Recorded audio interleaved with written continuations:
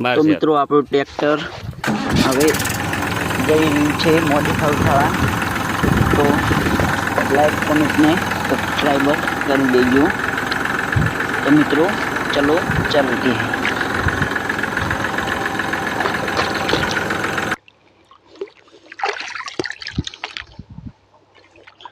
तो मित्रों फाइनली આપણે પહોંચી ગયા છીએ ગેરેજ પર।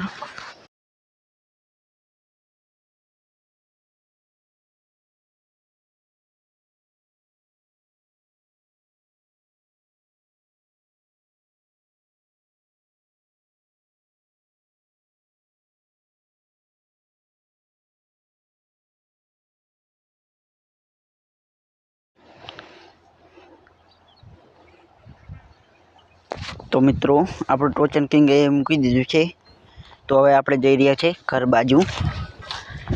3-4 દિવસમાં ટોચન કિંગ રેડી થઈ જશે।